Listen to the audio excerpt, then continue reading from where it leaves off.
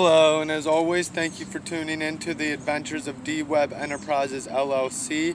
Today is Wednesday, May 26, 2021, and on today's video, I'm basically just going to explain how when I'm getting into deciding to purchase PSL rights to a team, how I do my mathematics to make it so I know it's not a good investment or a good investment. Today, more or less, I'm going to give 3 teams that I think are not a good investment and, again, explain my mathematics to how I came up with that conclusion. So before I get too in-depth with it, I want to explain, I'm sorry, I have my notes down here because I did a lot of research for this one and basically did a lot of just writing down facts so that I can give them to you. And I don't want to fumble on any numbers or anything, so I do have my notes. So I do apologize if you ever catch me looking down or see me have to read something. It's just I don't want to fumble and I can't memorize everything. So long story short, I am talking about trying to buy the rights into a PSL, which is a personal seat license, and how you can decide whether it's going to be a bad investment. Now, again, anything I'm saying, you can do this with season passes, and it doesn't have to be with the NFL. It can be with baseball, hockey, basketball, or NFL. And more or less, it's just harder, though, to get the rights to the other sports because, and even there's a little under half of the NFL teams don't have PSLs. So anybody who doesn't have a PSL, it's a lot harder to get the rights for because you basically either have to know somebody trying to get rid of them or have a family member trying to get rid of them or a friend's family member. They're really hard to come across. So it's not like every day you're going to be able to buy them like you could at PSL. You can go on PSLSourceLLC.com and find them for sale all day, every day. So again, the opportunity is just more there for PSLs, so that's why it's going to sound like I'm strictly talking about NFL, but I'm not. You can do the math that I'm doing and do the same exact thing with tickets that are season passes. You just are less likely to find the opportunity to get them. So more or less, what I'm trying to say to do, and this is something you don't want to just do one season and say, okay, yeah, that makes sense, and then buy right away. Because, again, you might want to follow the team for a season or two and keep track of these numbers and make sure it's on that same rate. Because you don't want to buy into a team that then sinks and just the tickets are worth nothing because then you're just going to lose money. So, long story short, you basically want to take what the average tickets are selling for. You can go on Ticketmaster, SeatGeek, StubHub, Vivid Seat, whatever website you like to use, and you're going to go on and look at their whole home season. Now, the away games don't matter because, again, you're going to buy into their season passes at their home stadium, so you don't really care as much what their away games are selling for. It's good knowledge to know, but for what our purposes, it doesn't matter. So, long story short, you're going to find out what all the games average ticket are selling for in the section you want to buy in. And most of this knowledge I'm giving you is going to be more important for people buying into the higher sections because the closer you are to the field or a stadium or the field or ice or court that you are closer to that, and or if you're in club sections, those seats almost always sell for more regardless of the team or location of where in the country the game is. But that's just due to the seats being much nicer and at a higher demand. So that's why those ones will be much easier to resell. Now, the math that I'm doing, you're going to want to do for any seat, but it's more important for the nosebleed seats where you might not be making big profits every game. So what you're going to do is you find out what the seats are selling for every individual game, and basically you want to take the lowest ones. So that's how I decide whether it's a bad investment, is I take whatever game's selling for the least and I compare that to what I have to pay for the tickets, and you can find all that information out, whether PSL Source, if you're on there and you're looking at a seat to buy, you can look at exactly what the ticket price is per ticket on each game. So that way you know what your ticket cost is going to be and what the minimal is you need to list it for. So again, I already mentioned a little over half of the NFL teams have PSLs. The exact number is 19 of them, but 2 of them you won't be able to purchase till after their first home game with fans in the 2021 season, which will be the LA Rams, which have, I'm pretty sure, sold out, and then the LA Chargers, which you might even still be able to purchase PSLs for because they were struggling on selling them. but that's also kind of a no-brainer that might not be a good investment if they're already having issues just selling them and not even just trying to buy somebody else's. So I'm not saying they're not going to sell good seats, but that's just something that would shy me away, seeing that they're not even selling out of their PSLs on a new stadium. But long story short, other than those two teams, the other 17 teams with PSLs you can purchase. But one thing I need to mention is the Atlanta Falcons, the Seattle Seahawks, and the Tennessee Titans. Those three teams, as far as I know, are the only three teams with PSLs that will deny you the right to purchase them if they deem you likely ticket reseller or ticket broker, whatever term you want to use. If they deem you as one of those, they just won't, they'll say, no, I'm sorry, we won't allow you the rights. Now, there's multiple different reasons for that. I'm not going to go in depth on that today. Maybe that'll be a future video. But basically, the team does reserve the rights to deny that. And I don't know if they can take away PSLs, but I know individual season ticket pass holders that have them and they realize they're season pass sellers, they just basically will provoke your rights and resell them to the next people. So it is kind of like people do it all the time, so it's a gray area and people get away with it. But you can also lose your passes for the next season if you're doing that, if you go into the wrong team. So again, always do your research. There's ways around getting the seats in Atlanta Falcons, Seattle Seahawks, and Tennessee Titans. You can definitely purchase seats. Maybe another video for a different,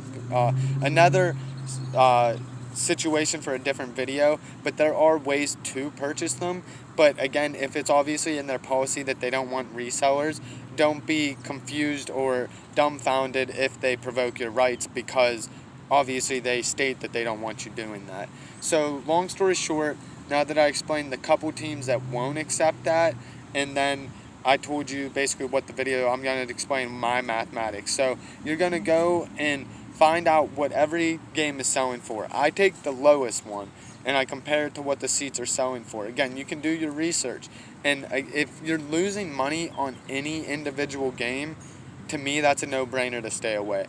Now, most teams, no matter what, you might have a losing game or two, but you're going to have a game or two that sell for maybe almost double the price. But if it only happens once a season that you sell for double, and then you almost break even almost every game, and then you take some losses, in the long run, that one double priced game doesn't matter.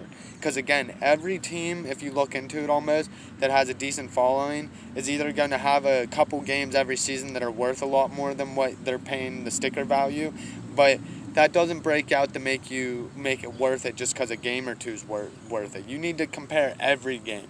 And I take just the lowest couple games and I try to compare it. Now, here are three teams. Let me flip my notes over. Three teams that I honestly, as of today, Wednesday, May 26, 2021, I would not invest into is the Houston Texans, the Carolina Panthers, and the New York Jets. Now, I'm going to explain the mathematics and the reasons that I don't think they're worth it.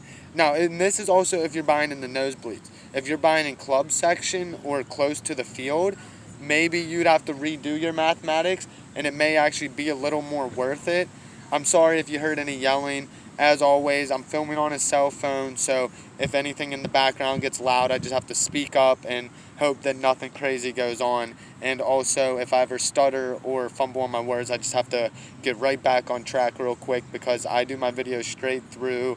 Clearly, I don't know editing that well. Otherwise, when I say certain things, I'd have clips pop up that entertain you more, or when I'm saying certain things, have words fly up that are just a little more entertaining to the eye of the viewer. So I please very much appreciate anybody who likes, shares, subscribes to my videos, and just takes the time to even allow me to lecture to them and listens. So thanks anybody out there that is listening to my videos. And basically, I already said the three teams that I don't think are good investments, and here is why. So for example, the Houston Texans in the higher sections, the season ticket holders have to pay $94 per seat, for every game of the season. So the average stadium's going to have 9 or 10 games a season. So you're going to have to pay 94 times 10. So you're going to be paying $940 per seat per seat for the season. So again, I looked at it. This is only 2 games. The game against the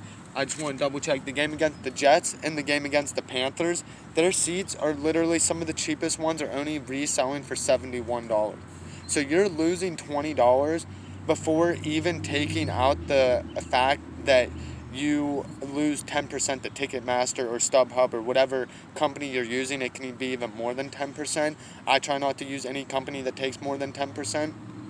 But long story short is if you're losing 10% on top of already losing $20, you're putting yourself in a pit for the rest of the games. And everyone already knows preseason's usually a bust. You're going to either not make any money off them or just give them away for free. So if you're already down preseason, now 2 or 3 games, you're down $20 per ticket, you're going to barely even break even just to sell the rest of your tickets and not go to a single game.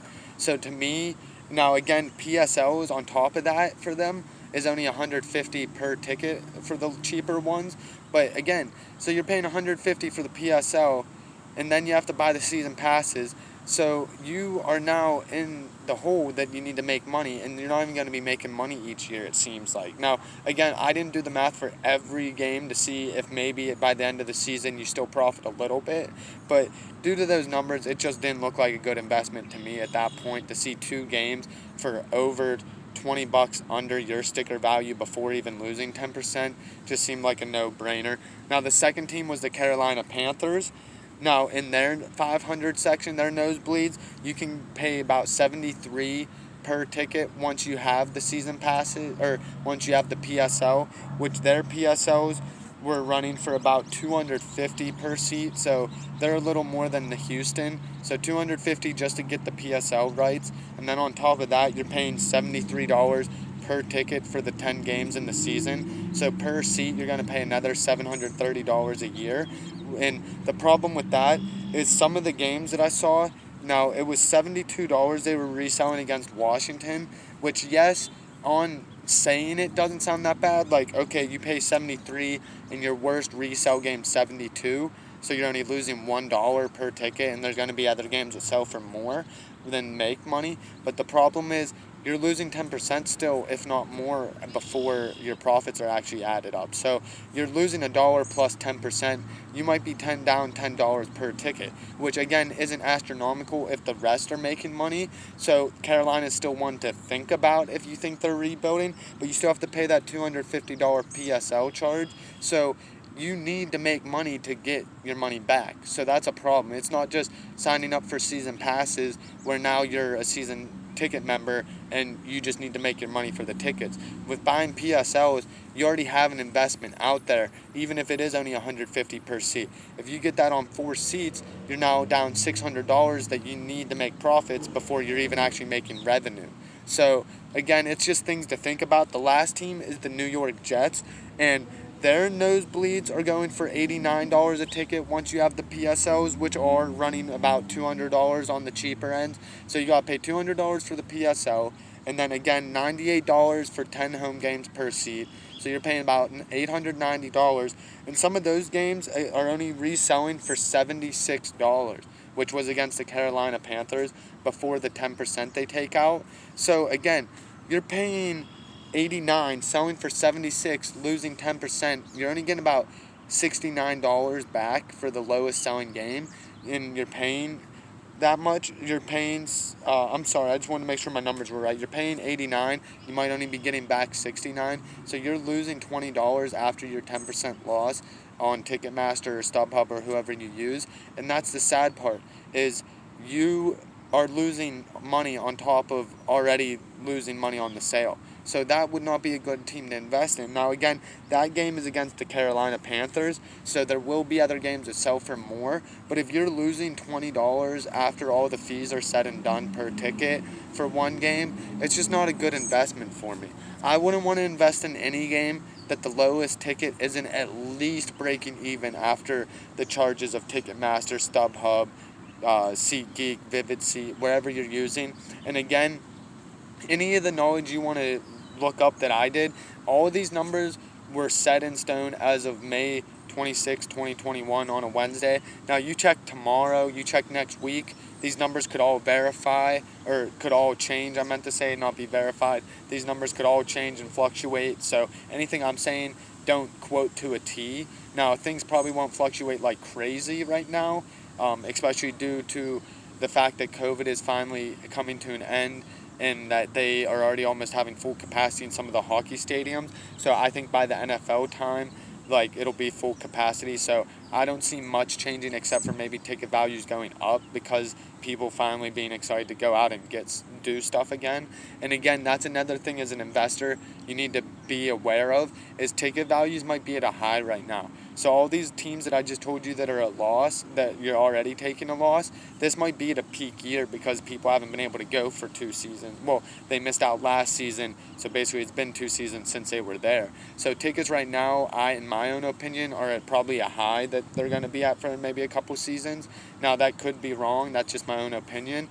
Now, again, so I just want to tell people that right now, in my own opinion, is probably a good time to get the PSLs if you find a team that is worth buying into. And again, everything I said works for season passes. The only problem is, and please leave in the comments if anybody knows one, I don't know a website like I know of PSL Source,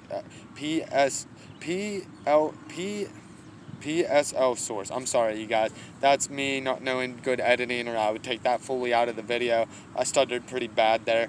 But of course, I know of PSLSourceLLC.com where you can buy and sell PSLs, so that's why I know of a outlet to purchase them, and that's why I made this video more based around something that I can tell you guys you can go do right now. Now, again, please leave in the comments if anybody knows a website where you can find baseball, hockey, or basketball season pass holders that are just trying to get rid of it for X amount of dollars, and I would love to be able to purchase them. And same with anybody who's watching my videos and is in a situation, it doesn't matter to me, you don't have to explain, it can be financial, your family can be growing and you don't have enough seats, and or you're just getting older and don't care to actually make an event every time out of going to the game. I would be more than happy to purchase your rights to season passes and or purchase your PSLs. So all we would have to do is you branch out to me with what you want for them. I will do the exact research I'm telling you that I did for this and decide whether I think it's a good investment, and branch back out to you and tell you whether I would pay what you want and or come back with a counter offer, or just say no, I'm sorry, it's not worth my time. And then we would proceed from there to contact the team and get them into my name. So again, I'm also a current ticket seller. As of right now, I only have tickets to the Pittsburgh Steelers in Heinz Field, Pittsburgh, Pennsylvania, and to the Las Vegas Raiders in Allegiant Stadium, Las Vegas, Nevada. So please, anybody looking for tickets, I have them listed on SeatGeek, StubHub, Ticketmaster, Vivid Seats.